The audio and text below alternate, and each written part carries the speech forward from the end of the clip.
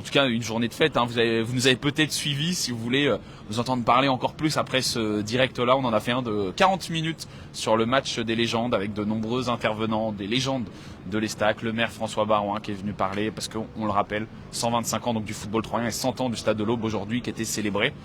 Moi, je trouve qu'il y a malgré tout, là, je pense que dans quelques semaines et quelques mois et quelques années, on retiendra surtout cette journée via le spectre des légendes, des souvenirs, des beaux souvenirs qu'il y a eu toute la journée. Mais là, à chaud, moi, je trouve qu'il y a un petit goût d'inachevé. Ouais, à cause du match nul. Je parle pas de l'organisation de la journée, mais dans la fête, parce que moi, je me souviens notamment au coup d'envoi de l'ambiance qu'il y avait au coup d'envoi, qui était vraiment en ébullition. On voyait que les gens étaient contents d'être au stade, d'avoir vu leurs idoles. D'ailleurs, l'Estac a vite été emballante et a vite ouvert la marque par Cyril Carrier. Et en fait, ça s'est essoufflé. La deuxième mi-temps était sur un faux rythme, assez monotone, sans occasion troyenne.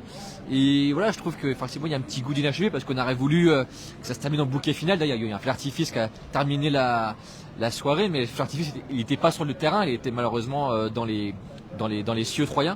Donc voilà, moi c'est le sentiment que j'ai un petit peu à chaud, ce qui ne remet pas du tout en cause effectivement le côté mémorable et extraordinaire de cette journée qui effectivement restera gravé dans les mémoires du club.